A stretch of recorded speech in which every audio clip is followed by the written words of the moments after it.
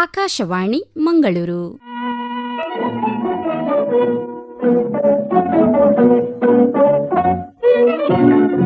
ಯುವವಾಣಿ ಕಲಾ ಸಂಜೆ.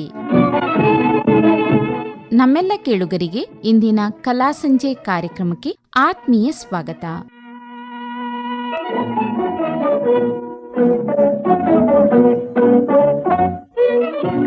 ಇಂದಿನ ಕಲಾ ಸಂಜೆ ಕಾರ್ಯಕ್ರಮದಲ್ಲಿ ಕೇಳಿ Yenepoya institute of arts, science, commerce and management, Kuloor, Mangaluru ಇಲ್ಲಿನ ವಿದ್ಯಾರ್ಥಿಗಳು ಪ್ರಸ್ತುತಪಡಿಸುವ ವೈವಿಧ್ಯಮಯ ಕಾರ್ಯಕ್ರಮ.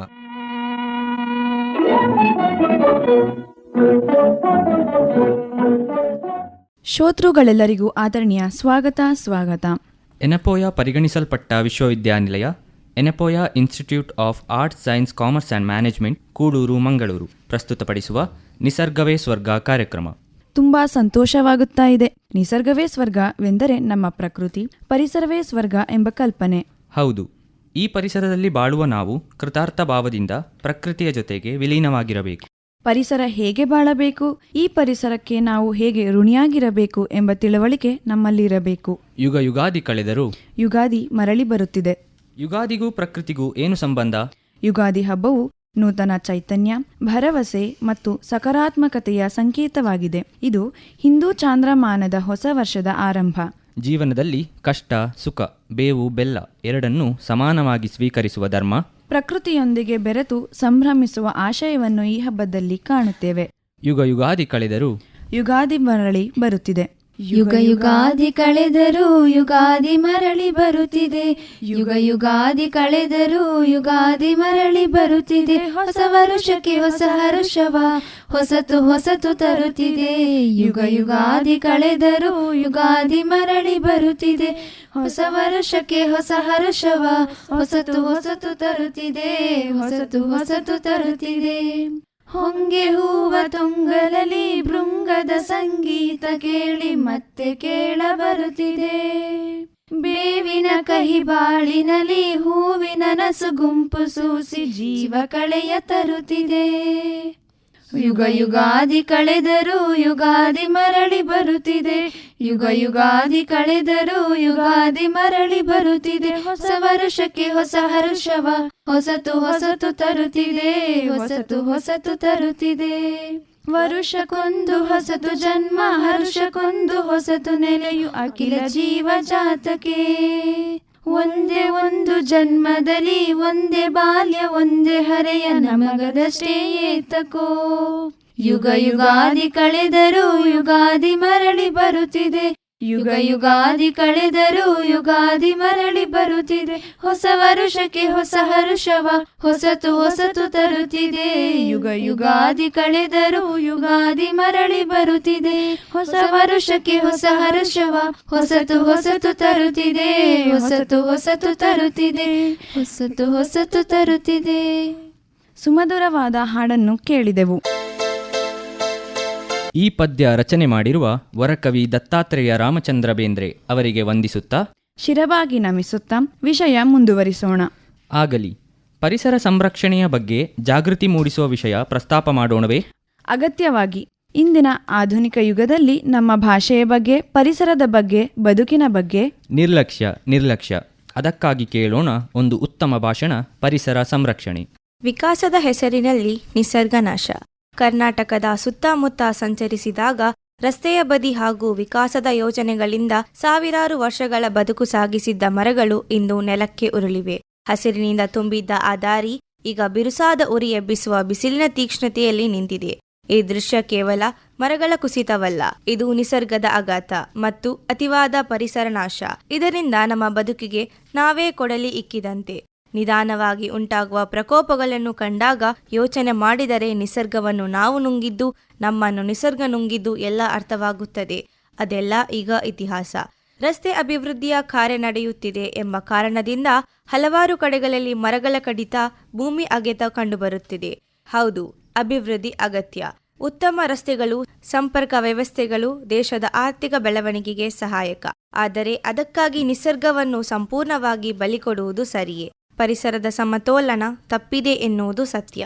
ಒಂದು ಮರ ಬೆಳೆಯಲು ವರ್ಷಗಳೇ ಬೇಕು, ಆದರೆ ಅದನ್ನು ಕಡಿಯಲು ಕೇವಲ ಕೆಲವು ನಿಮಿಷಗಳೇ ಸಾಕು.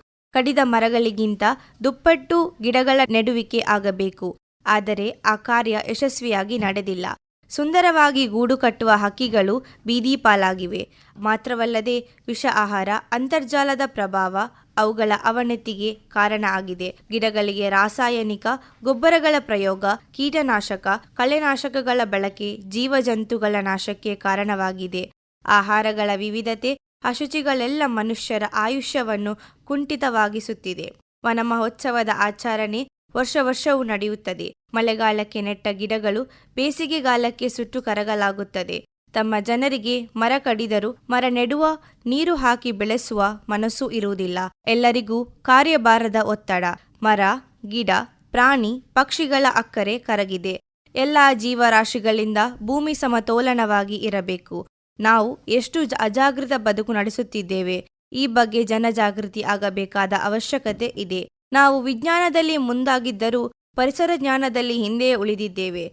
ಒಂದು ದೇಶ ಪರಿಸರ ನಾಶದಿಂದ ಎಂದಿಗೂ ಉದ್ಧಾರವಾಗುವುದಿಲ್ಲ. ಇಂದು ಹಣ, ಕಾರು, ಮನೆ, ಬೆಳ್ಳಿಯ ವಸ್ತುಗಳಲ್ಲಿ ಭದ್ರತೆ ಹುಡುಕುತ್ತಿದ್ದೇವೆ. ಆದರೆ ನಿಜವಾದ ಸಂಪತ್ತು ಎಲ್ಲಿ ಇದೆ ಎಂಬ ಪ್ರಶ್ನೆ ಉದ್ಭವಿಸುತ್ತದೆ. ಹಣ, ಆಸ್ತಿ, ಕಟ್ಟಡ, ರಸ್ತೆಗಳು ಇವುಗಳೆಲ್ಲ ದೇಶದಲ್ಲಿ ಶಕ್ತಿಶಾಲಿಯಾಗುತ್ತಾ ಎಂದು ನಂಬಿದ್ದರೂ ನಿಜವಾಗಿ ಬೇಕಾಗಿರುವುದು ಉತ್ತಮ ಆರೋಗ್ಯ, ಶುದ್ಧ ಗಾಳಿ, ಸ್ವಚ್ಛ ನೀರು ಮತ್ತು ಪೌಷ್ಟಿಕ ಆಹಾರ. ಇವು ಎಲ್ಲವೂ ನಿಸರ್ಗದಿಂದಲೇ ಸಿಗುತ್ತವೆ. ಆ ನಿಸರ್ಗವನ್ನೇ ನಾಶ ಮಾಡುವುದು ಸೂಕ್ತ ಕಾರ್ಯ ಅಲ್ಲ.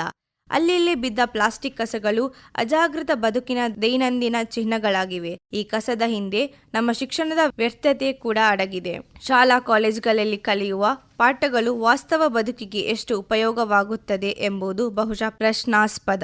ಇಂದಿನ ಕಾಲದಲ್ಲಿ ಸುತ್ತಲಿನ ಪರಿಸರ ಹಾಳು ಮಾಡಿ ಪ್ರವಾಸ ಎಂದು ಹೆಸರಿಟ್ಟು ಎಲ್ಲೋ ತಿರುಗಾಡಲು ಹೋಗುತ್ತಾರೆ. ಆದರೆ ಅಲ್ಲಿಯೂ ತಮ್ಮ ಬುದ್ಧಿಯನ್ನು ತೋರಿಸಿ ಜವಾಬ್ದಾರಿ ಇಲ್ಲದವರಂತೆ ಎಲ್ಲೆಲ್ಲೋ ಪ್ಲಾಸ್ಟಿಕ್ ಬಿಸಾಡಿ ಬರುವವರು. ದೊಡ್ಡ ಕಸದ ಬುಟ್ಟಿ ಎದುರಲ್ಲೇ ಇದ್ದರೂ ಪ್ಲಾಸ್ಟಿಕ್ ಕೆಳಗಿದ್ದರೂ ಕಸದ ಬುಟ್ಟಿಗೆ ಹಾಕುವ ಶಿಸ್ತು ಇಲ್ಲ. ಅಲ್ಲಲ್ಲಿ ಕಸದ ಕೊಂಪೆಗಳು. ರಸ್ತೆ ವಿಸ್ತರಣೆ, ಕಾರ್ಖಾನೆಗಳು ಅಥವಾ ಅರಣ್ಯ ನಾಶದಿಂದ ಸ್ಥಳೀಯರು, ವಿಶೇಷವಾಗಿ ಕಾಡಿನ ಗಿರಿಜನ ವಾಸಿಗಳು ಹಾಗೂ ಕಾಡು ಪ್ರಾಣಿಗಳು ತೊಂದರೆ ಒಳಗಾಗಿ ಬದುಕು ಹಾಳಾಗುತ್ತಿದೆ. ನಿಸರ್ಗ ನಾಶದಿಂದ ಬರುವ ಹವಾಮಾನ ಬದಲಾವಣೆ, ಉಷ್ಣತೆ ಏರಿಕೆ, ಭೂಕಂಪ, ಪ್ರವಾಹ ಇವೆಲ್ಲವೂ ಪತ್ರಿಕೆಯ ಪ್ರಕೋಪದ ಸಂಕೇತವಾಗಿವೆ. ಕೇವಲ ಪುಸ್ತಕದ ಪಾಠಗಳು ಸಾಕಾಗದು. ನಿಸರ್ಗದ ತಿಳಿವಳಿಕೆಯಿಂದ ಪ್ರಾಯೋಗಿಕವಾಗಿ ಪ್ರಕ್ರಿಯೆಯ ಮೂಲಕ ಅರಿಯಬೇಕಾಗಿದೆ. ಮರ ನೆಡುವುದು, ನೀರನ್ನು ಉಳಿಸುವುದು, ಪ್ಲಾಸ್ಟಿಕ್ ಮುಕ್ತ ಮಾಡುವ ಕ್ರಮಗಳೇ ನಾಳೆಯ ಭವಿಷ್ಯ ಉಳಿಸುವ, ಜೀವನ ಸುಗಮಗೊಳಿಸುವ ಶಕ್ತಿಯುತ ಕ್ರಮಗಳು. ಬಹಳ ಸೊಗಸಾದ ವಿಚಾರಗಳನ್ನು ಕೇಳಿದೆವು. ನಾವೆಲ್ಲರೂ ಪರಿಸರಕ್ಕೆ ಋಣಿಯಾಗಿ ಬಾಳಬೇಕು. ಹೌದು, ಪರಿಸರ ನಾಶ ಮಾಡಬಾರದು ಎನ್ನುವ ಸತ್ಯಾಂಶವನ್ನು ಕಂಡುಕೊಂಡೆವು. ಈಗ ಪರಿಸರದ ಕುರಿತಾಗಿ ಗಾದೆಗಳ ವಿಚಾರವನ್ನು ಚರ್ಚಿಸೋಣ. ಕಾಡಿನ ಸಿರಿ ಬೆಳೆದರೆ ನಾಡಿನ ಸಿರಿ ಬೆಳೆದಂತೆ. ಕಾಡು ಮತ್ತು ನಾಡು ನಡುವಿನ ಸಂಬಂಧವು ಅವಿನಾಭಾವವಾಗಿದೆ. ಕಾಡಿನ ಪರಿಸರದಿಂದ ಮಳೆ ಮತ್ತು ಶುದ್ಧ ಗಾಳಿ ನಾಡಿಗೆ ದೊರೆತರೆ ನಾಡು ಕೃತಾರ್ಥವಾಗಿ ಕಾಡನ್ನು ರಕ್ಷಿಸಿ ಸಮೃದ್ಧಿಯ ಸಮತೋಲನವನ್ನು ಕಾಯಬೇಕು. ಮಾನವರಿಗೂ ಪ್ರಾಣಿ ಪಕ್ಷಿಗಳಿಗೂ ಮರ ಮಟ್ಟುಗಳಿಗೂ ಸುಸ್ಥಿರತೆ ಅತ್ಯಗತ್ಯ. ಅರಣ್ಯ ಸಂಪತ್ತು ಹೆಚ್ಚಾದರೆ ದೇಶದ ಸಮೃದ್ಧಿ ಹೆಚ್ಚಾದಂತೆ. ದೇಶ ಸಮೃದ್ಧವಾಗಬೇಕಾದರೆ ನಾಡು ಕಾಡಿನ ಸಮಗ್ರ ಬೆಳವಣಿಗೆಯನ್ನು ನೋಡಿಕೊಳ್ಳಬೇಕು. ಮರಗಳು ಹೆಚ್ಚಾದರೆ ಮಳೆ ಹೆಚ್ಚು. ಇದರ ಪರಿಣಾಮವಾಗಿ ನಾಡಿನಲ್ಲಿ ನೀರಿನ ಮೂಲ ಹೆಚ್ಚಾಗುತ್ತದೆ. ಕೃಷಿ ಮತ್ತು ಜನರ ಬದುಕಿಗೆ ನೀರು ಆಧಾರವಾಗುತ್ತದೆ. ಪರಿಸರ ನಾಶ ಮನುಕುಲ ಸರ್ವನಾಶ. ಪರಿಸರವನ್ನು ಉಳಿಸಿ ಬೆಳೆಸದಿದ್ದರೆ ಅದರ ಕೆಡುಕು ಮಾನವರನ್ನೇ ಬಾಧಿಸುತ್ತದೆ. ಆಧುನಿಕ ಬದುಕು ಅವನತಿಯತ್ತ ಹೋಗದಂತೆ ತಡೆದು ಆರೋಗ್ಯ ಆಯುಷ್ಯ ವೃದ್ಧಿಯಾಗಬೇಕಾದರೆ ಆಯುರ್ವೇದ ಆಹಾರ ಪದ್ಧತಿಗಳ ತಿಳಿವಳಿಕೆ ಹೆಚ್ಚಿಸಿಕೊಳ್ಳಬೇಕು. ಕಾಡು ಬೆಳೆಸಿ ಭೂತಾಪಮಾನ ಇಳಿಸಿ. ಗಿಡಗಳನ್ನು ನೆಡುವುದರಿಂದ ಜಾಗತಿಕ ತಾಪಮಾನವನ್ನು ಕಡಿಮೆ ಮಾಡಬಹುದು. ಹೂದೋಟ, ಅಡಕೆ, ತೆಂಗು ಮರಗಳ ತೋಟವನ್ನು ಬೆಳೆಸದಿದ್ದರೆ ಭೂಮಿಯ ತಾಪ ಇಳಿಯುತ್ತದೆ. ಮನೆಯ ಸುತ್ತಲೂ ತಂಪಿನ ವಾತಾವರಣವಿರುತ್ತದೆ. ಪ್ರಕೃತಿ ಮಾತೆ ನಿಜವಾದ ಅನ್ನದಾತೆ. ನಮಗೆ ಆಹಾರ ಮತ್ತು ಜೀವನ ನೀಡುವುದು ಪ್ರಕೃತಿಯೇ. ಗಿಡ ನೆಡಿರಿ, ಮಳೆ ಪಡೆಯಿರಿ. ಸುತ್ತಮುತ್ತ ನೋಡಿದರೆ ಅಲ್ಲಲ್ಲಿ ಭೂಮಿಯ ಭಾಗಗಳು ಬರಡಾಗಿವೆ, ಒಣಗಿ ಹೋಗಿವೆ. ಅಂತಹ ಪರಿಸರದಲ್ಲಿ ಗಿಡಗಳನ್ನು ನೆಟ್ಟು ಭೂಮಿಯನ್ನು ಹಸಿರಾಗಿಸಿದರೆ ಮಳೆಯು ಸರಾಗವಾಗಿ ಸುರಿಯುತ್ತದೆ. ಮಣ್ಣಿನ ಸಂರಕ್ಷಣೆ ಜೀವ ಸಂರಕ್ಷಣೆ. ಮಣ್ಣೇ ಬದುಕಿಗೆ ಆಧಾರ. ಮನೆ ಕಟ್ಟಲು, ಕೃಷಿ ಮಾಡಲು, ಸುತ್ತ ಓಡಾಡಲು ನಾವು ಮಣ್ಣನ್ನೇ ಆಧರಿಸಿದ್ದೇವೆ. ಪ್ರಾಣಿ, ಪಕ್ಷಿ, ಹುಳ, ಜಂತುಗಳ ಸಂಕಟವಾಗದಂತೆ ರಕ್ಷಣೆ ಮಾಡುವುದು ಮಾನವರ ಕರ್ತವ್ಯ. ಪ್ಲಾಸ್ಟಿಕ್ ಮುಕ್ತ ಪರಿಸರ, ಆರೋಗ್ಯಕರ ಜೀವನ.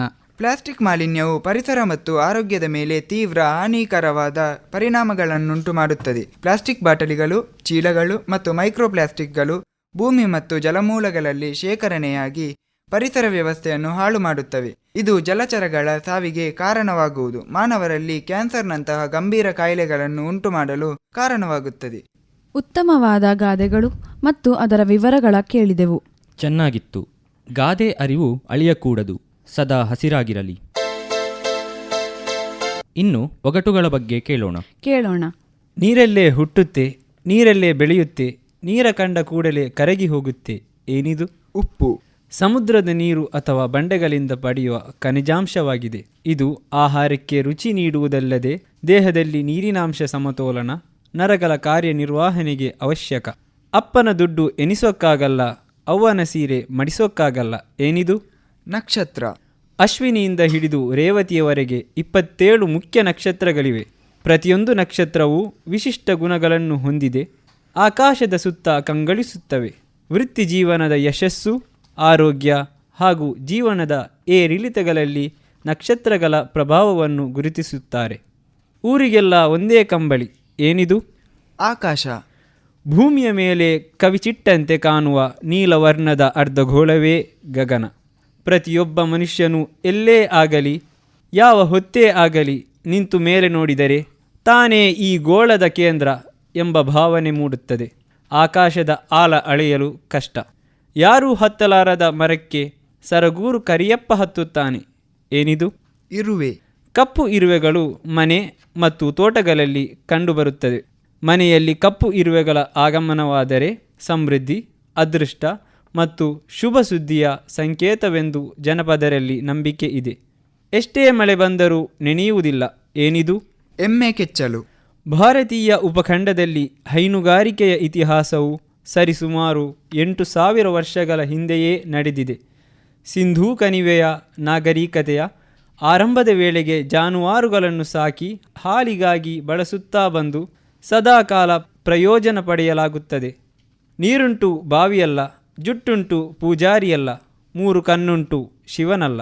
ಏನಿದು? ತೆಂಗಿನಕಾಯಿ. ಉಷ್ಣವಲಯದ ಅತ್ಯಂತ ಉಪಯುಕ್ತವಾದ ಕಲ್ಪವೃಕ್ಷ ಎಂದು ಕರೆಯಲ್ಪಡುವ ಸಸ್ಯ. ಇದರ ನೀರು, ತಿರುಳು, ಎಣ್ಣೆ ಮತ್ತು ನಾರು ಆಹಾರ, ಔಷಧ ಮತ್ತು ಕೈಗಾರಿಕಾ ಬಳಕೆಗೆ ಶ್ರೇಷ್ಠವಾಗಿದೆ. ಜೀರ್ಣಕ್ರಿಯೆ ಸುಧಾರಣೆ, ಚರ್ಮದ ಕಾಂತಿ ಮತ್ತು ಕೂದಲಿನ ಆರೋಗ್ಯಕ್ಕೆ ಇದು ಅತ್ಯುತ್ತಮ. ಮಳೆ ಹೊಯ್ದೇ ಇರಲಿ, ಬಾಯೆಲ್ಲ ಕೆಂಪು, ಮೈಯೆಲ್ಲ ಹಸಿರು. ಏನಿದು? ಗಿಳಿ. ಗಿಳಿಗಳಿಗೆ ಸುಂದರವಾದ ಕೊಕ್ಕು, ವರ್ಣರಂಜಿತ ಪುಕ್ಕಗಳು ಮತ್ತು ನೇರವಾದ ಪಾದಗಳನ್ನು ಹೊಂದಿರುವ ಬುದ್ಧಿವಂತ ಪಕ್ಷಿಯಾಗಿದೆ. ಪ್ರಪಂಚದಾದ್ಯಂತ ಸುಮಾರು 350ಕ್ಕೂ ಹೆಚ್ಚು ಪ್ರಭೇದಗಳಿರುವ ಇವು ಹೆಚ್ಚಾಗಿ ಉಷ್ಣವಲಯದ ಪ್ರದೇಶಗಳಲ್ಲಿ ಮರಗಳ ಟೊಳ್ಳುಗಳಲ್ಲಿ ವಾಸಿಸುತ್ತವೆ ಮತ್ತು ಮನುಷ್ಯರ ಧ್ವನಿಯನ್ನು ಅನುಕರಿಸುವ ಸಾಮರ್ಥ್ಯ ಹೊಂದಿವೆ. ನೀಲಿ ಕೆರೇಳಿ ಬಿಳಿ ಮೀನು. ಏನಿದು? ಚಂದ್ರ.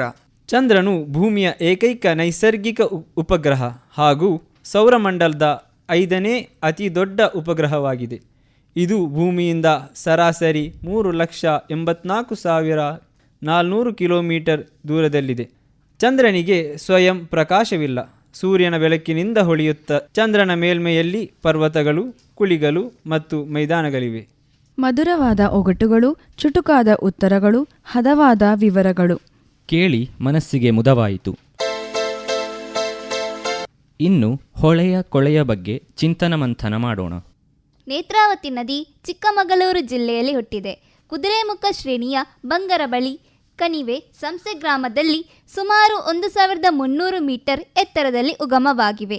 ನೇತ್ರಾವತಿ ಸಹ್ಯಾದ್ರಿಯ ಸಾಲುಗಳಲ್ಲಿ ಗುಪ್ತಗಾಮಿನಿಯಾಗಿ ಹರಿದು ದಕ್ಷಿಣ ಕನ್ನಡದತ್ತ ಮುಖ ಮಾಡಿದೆ. ಸಹ್ಯಾದ್ರಿಯ ಎತ್ತರದಿಂದ ಇಳಿಜಾರಿಗೆ ಹರಿಯುತ್ತಾ ಅಗಲವಾಗಿ ಬೆಳೆದಿದೆ. ಮಾತ್ರವಲ್ಲ, ಅದರ ಇಕ್ಕಡೆಗಳಲ್ಲಿ ಜನಜೀವನವನ್ನು, ಕೃಷಿಯನ್ನು ಬೆಳೆಸಿದೆ. ಉದ್ದಗಲಕ್ಕೂ ಸಂಸ್ಕೃತಿಯನ್ನು ಮೆರೆಸಿದೆ. ಸಾಗುತ್ತಾ ಸಾಗುತ್ತಾ ಉಪ್ಪಿನಂಗಡಿಯಲ್ಲಿ ಕುಮಾರಧಾರ ನದಿಯೊಂದಿಗೆ ಸಂಗಮವಾಗಿ ಅರಬ್ಬಿ ಸಮುದ್ರವನ್ನು ಸೇರಿದೆ.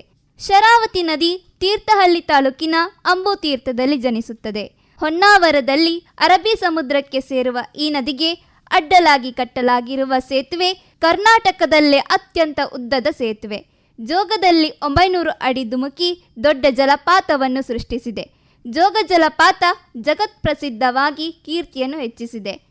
ಭಾರತದ 3ನೇ ಅತಿ ಎತ್ತರವಾದ ಜಲಪಾತವೇ ಇದು. ಕರ್ನಾಟಕದ ಜೀವನದಿ ಕಾವೇರಿ. ಕೊಡಗು ಜಿಲ್ಲೆಯ ಪಶ್ಚಿಮ ಘಟ್ಟದಲ್ಲಿ ತಲಕಾವೇರಿ ಎಂಬ ಸ್ಥಳದಲ್ಲಿ ಉಗಮಿಸುವ ಈ ನದಿ ಮೈಸೂರು ಜಿಲ್ಲೆಯ ಮೂಲಕ ತಮಿಳುನಾಡಿಗೆ ಹರಿದು ಬಂಗಾಳ ಕೊಲ್ಲಿಯನ್ನು ಸೇರುತ್ತದೆ. ದಕ್ಷಿಣ ಗಂಗೆ ಎಂದು ಪ್ರಸಿದ್ಧಿ ಪಡೆದ ಕರ್ನಾಟಕದ ಮಹಾನದಿ ಕಾವೇರಿ ಕೊಡಗರ ಕುಲದೈವ. ಪುರಾಣಗಳ ಸಪ್ತ ಪುಣ್ಯ ನದಿಗಳಲ್ಲಿ ಇದರ ಸ್ಥಾನ ಇಂದಿಗೂ ಭದ್ರ. ದಕ್ಷಿಣ ಭಾರತದ ಏಕೈಕ ಮಹಾನದಿಯ ಉಲ್ಲೇಖವಾಗಿ ಕಾವೇರಿ ಮೆರೆದಿದೆ. ಚಾಮರಾಜನಗರ ಜಿಲ್ಲೆಯಲ್ಲಿ ಶಿವನ ಸಮುದ್ರ ದ್ವೀಪವನ್ನು ರೂಪಿಸಿದೆ. ದಕ್ಷಿಣ ಭಾರತದ ಪ್ರಮುಖ ನದಿ ತುಂಗಭದ್ರಾ, ತುಂಗಾ ನದಿ ಮತ್ತು ಭದ್ರಾ ನದಿ. ಪಶ್ಚಿಮ ಘಟ್ಟದ ವರಹ ಪರ್ವತದ ಗಂಗಾ ಮೂಲದಲ್ಲಿ ಹುಟ್ಟಿ ಇಬ್ಬಗೆಯಾಗಿ ಹರಿದು ಮತ್ತೆ ಒಂದಾದ ಮಹತ್ವದ ಚರಿತ್ರೆ ತುಂಗಭದ್ರಕ್ಕಿದೆ. ತುಂಗಾ ನದಿಯು ಶೃಂಗೇರಿ ತಾಲೂಕು, ತೀರ್ಥಹಳ್ಳಿ ತಾಲೂಕು ಮತ್ತು ಶಿವಮೊಗ್ಗ ತಾಲೂಕಿನಲ್ಲಿ ಹರಿಯುತ್ತದೆ. ಭದ್ರಾ ನದಿ ಪೂರ್ವ ಅಭಿಮುಖವಾಗಿ ಡೆಕ್ಕನ್ ಪ್ರಸ್ಥಭೂಮಿಯ ಮೇಲೆ ಹರಿಯುತ್ತದೆ. ತುಂಗಭದ್ರಾ ನದಿ ಅತ್ಯಂತ ಸಾಂಸ್ಕೃತಿಕ ಮತ್ತು ಐತಿಹಾಸಿಕ ಮಹತ್ವವನ್ನು ಹೊಂದಿದೆ. 14ರಿಂದ 16ನೇ ಶತಮಾನದ ಅವಧಿಯಲ್ಲಿ ವಿಜಯನಗರ ಸಾಮ್ರಾಜ್ಯದ ರಾಜಧಾನಿಯಾಗಿದ್ದ ಪ್ರಾಚೀನ ವಿಜಯನಗರದೊಂದಿಗೆ ಬೆಸೆದಿದೆ. ಪಂಪಾ ನದಿ ಎಂಬ ಹೆಸರು ಪಡೆದಿದೆ. ಕೃಷಿ ಮತ್ತು ಕೈಗಾರಿಕೆಗೆ ಪ್ರಮುಖ ಜಲ ಸಂಪನ್ಮೂಲವಾಗಿದೆ. ನದಿಗಳ ದುರುಪಯೋಗ ಆಗಬಾರದು. ರೈತರೆಲ್ಲ ತಮ್ಮ ಸ್ವಂತ ಭೂಮಿಯಲ್ಲಿ ಸಾಮಾನ್ಯ ಬೆಳೆ ಕೃಷಿಯಿಂದ ಮರ ಆಧಾರಿತ ಕೃಷಿಗೆ ಬದಲಾಗಬೇಕು. ಮರ ಆಧಾರಿತ ಕೃಷಿಯು ರೈತರ ಆದಾಯವನ್ನು ಕನಿಷ್ಠ 3ರಿಂದ 5 ಪಟ್ಟು ಹೆಚ್ಚಿಸಬಹುದಾದ್ದರಿಂದ ಇದು ಭಾರತದ ರೈತರಿಗೆ ಉತ್ತಮ ಆರ್ಥಿಕ ಪ್ರತಿಪಾದನೆಯಾಗಿದೆ. ನದಿ ನೀರು ಕುಡಿಯುವ ನೀರು. ಹಾಗಾಗಿ ಎಲ್ಲೆಡೆಯಲ್ಲೂ ಜಲ ಶುದ್ಧತೆ ಇರಬೇಕು. ನೀರಿಗೆ ತ್ಯಾಜ್ಯವನ್ನೆಲ್ಲ ಸುರಿಯಬಾರದು. ಸಿಕ್ಕದನ್ನೆಲ್ಲ ಎಸೆಯಕೂಡದು. ಮಲಿನ ನೀರನ್ನು ಸುರಿಯ ಬಿಡಬಾರದು. ನಮಗೆ ಕೆರೆ ಬಾವಿ ಉಂಟೆಂದು ಉಳಿದವರ ಜೀವಕ್ಕೆ ಹಾನಿಯಾಗುವಂತೆ, ರೋಗ ರುಜಿನಗಳು ಬರುವಂತೆ ನದಿ ಜಲವನ್ನು ಮಲಿನಗೊಳಿಸುವ ಹಕ್ಕು ಯಾರಿಗೂ ಇಲ್ಲ. ನದಿಗಳ ಬಗ್ಗೆ ಎಷ್ಟು ವಿಚಾರಗಳಿವೆ. ಕತೆ ಕೇಳಿ ವ್ಯಥೆಯಾಯಿತು. ವ್ಯಥೆ ಹೋಗಬೇಕೆಂದರೆ ನಮ್ಮ ನದಿ ಜಲ ಶುದ್ಧವಾಗಿರಬೇಕು ಅಷ್ಟೇ. ಶುದ್ಧವಾದ ನೀರು ನಮಗೆ ಬೇಕು. ನಮ್ಮ ಆರೋಗ್ಯ ಸುದೃಢವಾಗಿರಬೇಕು. ಸದಾಕಾಲ ಒಳಿತಾಗಲಿ. ಇನ್ನು ಪಶ್ಚಿಮ ಘಟ್ಟದ ಬಗ್ಗೆ ತಿಳಿದುಕೊಳ್ಳೋಣ. ಆಗಲಿ ತಿಳಿಯೋಣ. 1,40,000. ನಾನು ಪಶ್ಚಿಮ ಘಟ್ಟ ಭಾರತದ ಪಶ್ಚಿಮ ಕರಾವಳಿಗೆ ಸಮಾನಾಂತರವಾಗಿ ಗುಜರಾತಿನಿಂದ ಕನ್ಯಾಕುಮಾರಿಯವರೆಗೆ ಸುಮಾರು 1,600 ಕಿಲೋಮೀಟರ್ ಉದ್ದಕ್ಕೆ ಹಬ್ಬಿರುವೆ. 1,40,000 ಚದರ ಕಿಲೋಮೀಟರ್ ವಿಸ್ತೀರ್ಣ ನನಗಿದೆ. ಯುನೆಸ್ಕೋ ಮಾನ್ಯತೆ ಪಡೆದ ವಿಶ್ವ ಪರಂಪರೆಯ ತಾಣ ನಾನು. ಸಹ್ಯಾದ್ರಿ ಎಂದು ನನ್ನನ್ನು ಕೊಂಡಾಡುತ್ತಾರೆ. ನನ್ನ ಒಡಲಲ್ಲಿ ಅಪಾರ ಜೀವ ವೈವಿಧ್ಯವಿದೆ. ದಟ್ಟವಾದ ಅರಣ್ಯವನ್ನು ಹೊತ್ತಿದ್ದೇನೆ. ಅನೇಕ ನದಿಗಳಿಗೆ ಉಗಮ ಸ್ಥಾನವಾಗಿದ್ದೇನೆ. ಭಾರತದ ಪ್ರಮುಖ ಜಲಾನಯನ ಪ್ರದೇಶವೇ ನಾನಾಗಿದ್ದೇನೆ. ಮುಂಗಾರು ಮಳೆಯ ಮೇಲೆ ನಿರ್ಣಾಯಕವಾದ ಪಾತ್ರ ವಹಿಸಿದ್ದೇನೆ. ಪಶ್ಚಿಮ ಘಟ್ಟದ ವೃಕ್ಷರಾಶಿ ನಾವು. ಆಕಾಶದೆತ್ತರಕ್ಕೆ ಬೆಳೆದವರು. ನಿತ್ಯ ಹರಿದ್ವರ್ಣ ಎಲೆ ಉದುರುತ್ತಾ ಮತ್ತು ಚಿಗುರುತ್ತಾ ಊರ್ಧ್ವಮುಖಿಯಾಗಿ ಸಾಗುವುದೇ ನಮ್ಮ ಗಮನ. ತೇಗ, ಬಿದಿರು, ಆಲ, ದೇವದಾರು ಮತ್ತು ಅನೇಕ ಔಷಧೀಯ ಸಸ್ಯಗಳು, ಮರಗಳು ನಾವೆಲ್ಲ ಒಂದೇ. ಅಪಾರ ನೈಸರ್ಗಿಕ ಸಂಪನ್ಮೂಲವೇ ನಾವು. ಅಟ್ಟದಲ್ಲಿರುವ ನಾವು ಘಟ ಕೊರೆಯದಂತೆ ಕಾಯುವವರು. ಹಸಿರೇ ಉಸಿರು, ನಾವೇ ಮಳೆ ಬೆರೆಸಿ ನಮಗೆ ನಾವೇ ನಿರುಣಿಸಿ ಜಗದ ಜನರ ಉಸಿರಾಗಿ ನಳನಳಿಸುತ್ತಾ ನಾವಿದ್ದೇವೆ. ವನ್ಯಜೀವಿ ನಾನು. ನಮ್ಮ ಸಂಕುಲವೇ ಇಲ್ಲಿದೆ. ಸಹ್ಯಾದ್ರಿಯ ನಿತ್ಯ ಹರಿದ್ವರ್ಣದ ಕಾಡುಗಳೇ ನಮಗೆ ಆಶ್ರಯದಾನ.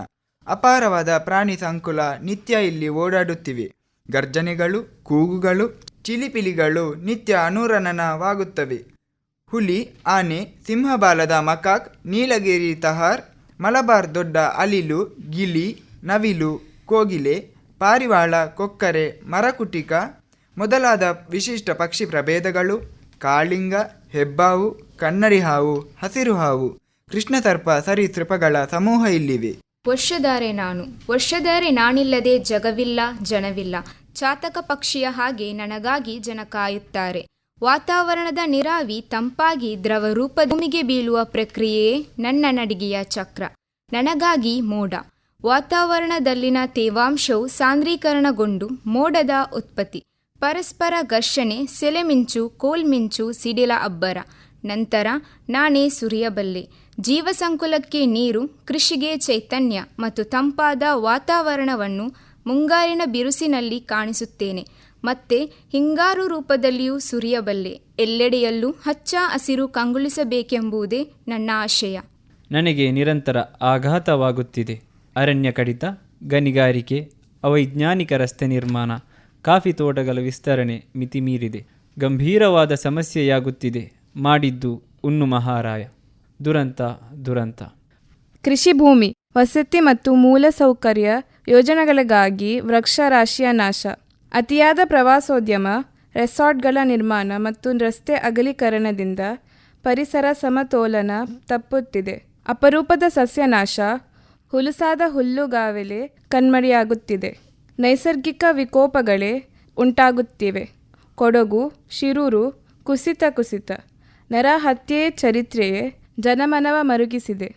ವನ್ಯಜೀವಿಯಾಗಿ ಸಾವಿರಾರು ತಳಿಯ ಪ್ರಾಣಿಗಳಾಗಿ ಪಶ್ಚಿಮ ಘಟ್ಟದಲ್ಲಿ ನೆಲೆಯಾಗಿದ್ದೇವೆ. ಆಧುನಿಕ ಪ್ರಭಾವ, ಅಭಿವೃದ್ಧಿ ಘಟ್ಟಕ್ಕೆ ಪದೇ ಪದೇ ಆಘಾತ. ನಾವೆಲ್ಲ ಸಾಗುತ್ತಿದ್ದೇವೆ ಅಳಿವಿನ ಅಂಚಿಗೆ.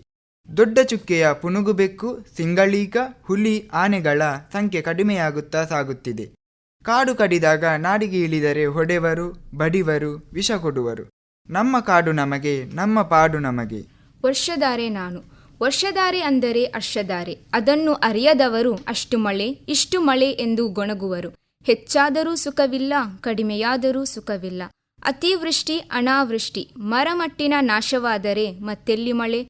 ಅರಣ್ಯ ನಾಶ ಮತ್ತು ಹವಾಮಾನ ವೈಪರೀತ್ಯದಿಂದಾಗಿ ಈ ಸಮಸ್ಯೆ ಹೆಚ್ಚಾಗಿದೆ.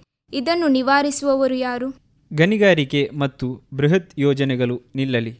ಜನರಲ್ಲಿ ಕಾಡಿನ ಮಹತ್ವದ ಬಗ್ಗೆ ಅರಿವು ಮೂಡಲಿ. ಅಭಿವೃದ್ಧಿ ಮತ್ತು ಪರಿಸರ ಸಂರಕ್ಷಣೆಯ ನಡುವೆ ಸಮತೋಲನವಿರಲಿ. ನಮ್ಮ ಕಾಡು, ನಮ್ಮ ನಾಡು, ಎಲ್ಲರಿಗೂ ಸುಖವಾಗಲಿ. ಇನ್ನು ಪಶ್ಚಿಮ ಘಟ್ಟದ ಬಗ್ಗೆ ತಿಳುವಳಿಕೆಯಾಯಿತು. ಇನ್ನು ಪರಿಸರದ ಕುರಿತಾಗಿ ಯಕ್ಷಗಾನದ ಅರ್ಥ ಹೇಗಿದೆ ನೋಡೋಣ. ಆಗಲಿ, ಕೇಳೋಣ. ನಾನೇ ವನದೇವತೆ. ಸಸ್ಯ ಶ್ಯಾಮಲೆಯಾದ ಭೂಮಾತೆಯ ಮೇಲೆ ವಿಶಾಲವಾಗಿ ಹಬ್ಬಿದವಳು.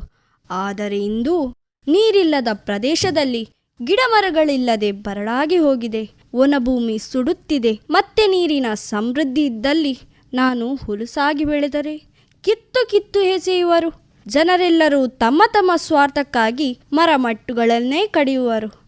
ಅದೆಷ್ಟೋ ಸಸ್ಯಕುಲ ನಾಶವಾಗಿ ಹೋಯಿತು. ವಿವಿಧ ಜಾತಿಯ ಮರಗಳು ಕಣ್ಮರೆಯಾಗುತ್ತಾ ಹೋಗುತ್ತಿವೆ. ಭೂಮಿ ಬರಡಾದರೆ, ಮಳೆ ಕಡಿಮೆಯಾದರೆ, ಭೂಮಿಯ ತಾಪಮಾನ ಏರಿದರೆ ಮಾನವರ ಸಹಿತ ಜೀವ ಸಂಕುಲದ ನಾಶವಲ್ಲದೆ ಮತ್ತೇನು? ಮಾನವರ ಸಹಿತ ಜೀವ ಸಂಕುಲದ ನಾಶವಲ್ಲದೆ ಮತ್ತೇನು ಎಂದು ಜನರು ಎಚ್ಚೆತ್ತುಕೊಳ್ಳುತ್ತಾರೋ ಅಂದು ಸುಭಿಕ್ಷೆ ಎಲ್ಲರಿಗೂ ಶುಭವಾಗಲಿ ಎಂಬುದೇ ನನ್ನ ಹಾರೈಕೆ.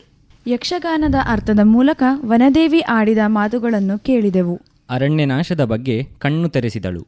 ರಸನಿಮಿಷಗಳ ಸ್ವಾರಸ್ಯ, ಕರುಣರಸ, ಭಾವಲಹರಿಯಲ್ಲಿ ಧನ್ಯರಾಗಿ ಹೋದೆವು. ನಮ್ಮ ನಲ್ಮೆಯ ಕಲೆಗಳು ಯಕ್ಷಗಾನ, ನಾಟಕ, ಬೀದಿ ನಾಟಕ, ಭರತನಾಟ್ಯ ಎಲ್ಲ ಪ್ರಕಾರಗಳಲ್ಲೂ ಪರಿಸರ ಜಾಗೃತಿಯ ಕಾರ್ಯಕ್ರಮಗಳು ನಡೆದಿವೆ. ಇನ್ನೀಗ ಕವಿತೆಯ ಮೂಲಕ ಪರಿಸರದ ಬಗ್ಗೆ ಅರಿವು ಮೂಡಿಸೋಣ. ನಮ್ಮ ಕಾಲೇಜಿನ ವಿದ್ಯಾರ್ಥಿನಿ ಕುಮಾರಿ ನಿರೀಕ್ಷಿತಾ ಬರೆದಿರುವ ಕವಿತೆ ಕೇಳೋಣ. ಕವನದ ಶೀರ್ಷಿಕೆ ಪರಿಸರ ನಮ್ಮ ಉಸಿರು. ಪರಿಸರವೇ ನಮ್ಮ ಜೀವಜಾಲದ ಅಮೂಲ್ಯ ಉಸಿರು. ಪರಿಸರವೇ ನಮ್ಮ ಜೀವಜಾಲದ ಅಮೂಲ್ಯ ಉಸಿರು. ಎಲ್ಲೆಡೆ ವ್ಯಾಪಿಸಲಿ ಸೊಬಗಿನ ಹಚ್ಚ ಹಸಿರು. ಎಲ್ಲೆಡೆ ವ್ಯಾಪಿಸಲಿ ಸೊಬಗಿನ ಹಚ್ಚ ಹಸಿರು. ಅರಳುವ ಹೂವಿನ ಸುಗಂಧ ಮನಕ್ಕೆ ಮಂತ್ರಮುಗ್ಧ. ಶುದ್ಧ ನೀರು ನಮಗೆ ಜೀವಶಕ್ತಿಯು.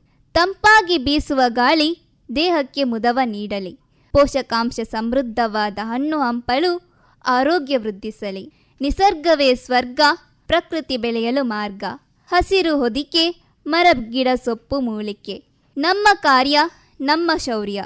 ಸತ್ಯವ ಅರಿಯೋಣ, ಮನದಟ್ಟು ಮಾಡೋಣ. ಹಸಿರಾಗಲಿ ಉಸಿರಾಗಲಿ, ಪರಿಸರ ಹಸಿರಿನಿಂದ ಕಂಗೊಳಿಸಲಿ.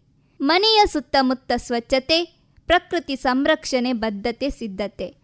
ಪುಟ್ಟ ಮನಸ್ಸಿನಲ್ಲಿ ಹಸಿರ ಪ್ರೀತಿ, ಸಚೇತನ ಬದುಕಿನ ನೀತಿ.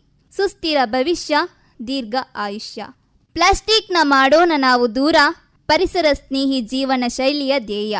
ಇಂದು ಕಾಪಾಡಿದ ಈ ನಿಸರ್ಗ ಸಂಪತ್ತು ನಾಳೆಯ ಪೀಳಿಗೆಗೆ ಅಮೂಲ್ಯವಾದ ಮುತ್ತು. ಹಿತವಾದ ಕವಿತೆ ಪ್ರಸ್ತುತವಾಯಿತು. ಪರಿಸರದ ಬಗ್ಗೆ ಅತೀವವಾದ ಕಾಳಜಿ ವ್ಯಕ್ತವಾಯಿತು. ಕರ್ನಾಟಕದ ಕರಾವಳಿ ನಾಡು ತುಳುನಾಡು. ತುಳು ಕಾವ್ಯ, ತುಳು ಕವಿತೆ, ತುಳು ಆಟ, ನಾಟಕ, ಇಲ್ಲಿಯೂ ಪರಿಸರದ ಜಾಗೃತಿ ಇರಬಹುದಲ್ಲ? ಇದೆ. ತುಳು ಸಂಸ್ಕೃತಿಯಲ್ಲೂ ಪರಿಸರ ರಕ್ಷಣೆ ಇದೆ. ಒಂದು ಹಾಡು ಕೇಳೋಣ.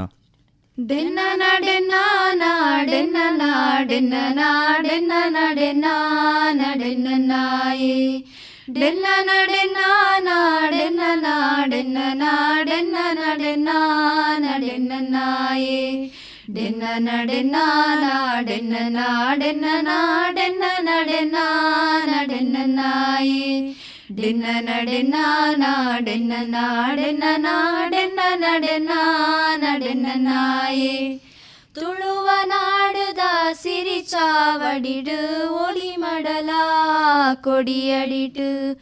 ತುಳುವ ನಾಡುದ ಸಿರಿ ಚಾವಡಿಡು ಒಲಿ ಮಡಲ ಕೊಡಿಯಡಿಟು.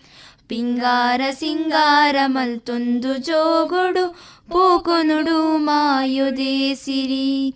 ಪಿಂಗಾರ ಸಿಂಗಾರ ಮಲ್ತೊಂದು ಜೋಗೊಡು ಪೋಕೊನುಡು ಮಾಯೊಡೆ ಸಿರಿ. ಡೆನ್ನ ನಡೆನ್ನ ನಾಡೆನ್ನ ನಾಡೆನ್ನ ನಾಡೆನ್ನ ನಡೆನ್ನ ನಡೆನ್ನ ನಾಯೇ. ಡೆನ್ನ ನಡೆನ್ನ ನಾಡೆನ್ನ ನಾಡೆನ್ನ ನಾಡೆನ್ನ ನಡೆನ್ನ ನಡೆನ್ನ ನಾಯೇ. ಡೆನ್ನ ನಡೆನ್ನ ನಾಡೆನ್ನ ನಾಡೆನ್ನ ನಾಡೆನ್ನ ನಡೆನ್ನ ನಡೆನ್ನ ನಾಯೇ. ಡೆನ್ನ ನಡೆನ್ನ ನಾಡೆನ್ನ ನಾಡೆನ್ನ ನಾಡೆನ್ನ ನಡೆನ್ನ ನಡೆನ್ನ ನಾಯೇ. ಕೋಲ ಕಂಬುಲ ನಾಗ ತಂಬಿಲ ಅಂಕಾಯನದ ಬೂಡು. ಕೋಲ ಕಂಬುಲ ನಾಗ ತಂಬಿಲ ಅಂಕಾಯನದ ಬೂಡು. ಬಾರೆ ಬಾರೆ ಫಲ ಜಿಂಜಿ ಉರ್ಕೌನ ಮದಿಮಾಲು ಸುರ್ಪದ ನಾಡು. ಬಾರೆ ಬಾರೆ ಫಲ ಜಿಂಜಿ ಉರ್ಕೌನ ಮದಿಮಾಲು ಸುರ್ಪದ ನಾಡು. ಡೆನ್ನ ನಡೆನ್ನ ನಾಡೆನ್ನ ನಾಡೆನ್ನ ನಾಡೆನ್ನ ನಡೆನ್ನ ನಡೆನ್ನ ನಾಯೇ. ಡೆನ್ನ ನಡೆನ್ನ ನಾಡೆನ್ನ ನಾಡೆನ್ನ ನಾಡೆನ್ನ ನಡೆನ್ನ ನಡೆನ್ನ ನಾಯೇ. ಡೆನ್ನ ನಡೆನ್ನ ನಾಡೆನ್ನ ನಾಡೆನ್ನ ನಾಡೆನ್ನ ನಡೆನ್ನ ನಡೆನ್ನ ನಾಯೇ. ಡೆನ್ನ ನಡೆನ್ನ ನಾಡೆನ್ನ ನಾಡೆನ್ನ ನಾಡೆನ್ನ ನಡೆನ್ನ ನಡೆನ್ನ ನಾಯೇ. ಪಚ್ಚೆ ಪಜಿರಡು ಗುಡ್ಡೆ ಸೀಮೆಡು ನಲಿಪು ನಡಕೆದ ನಡಾವರಿ. ಪಚ್ಚೆ ಪಜಿರಡು ಗುಡ್ಡೆ ಸೀಮೆಡು ನಲಿಪು ನಡಕೆದ ನಡಾವರಿ. ಪಚ್ಚೆದಿ ಒಂದು ಐಸಿರದ ತೆಲಿಪು ತೆಲಿಕೆದ ಸವಾರಿ.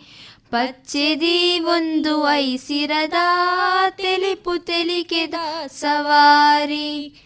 ಡೆನ್ನ ನಡೆನ್ನ ನಾಡೆನ್ನ ನಾಡೆನ್ನ ನಾಡೆನ್ನ ನಡೆನ್ನ ನಡೆನ್ನ ನಾಯೇ. ಡೆನ್ನ ನಡೆನ್ನ ನಾಡೆನ್ನ ನಾಡೆನ್ನ ನಾಡೆನ್ನ ನಡೆನ್ನ ನಡೆನ್ನ ನಾಯೇ.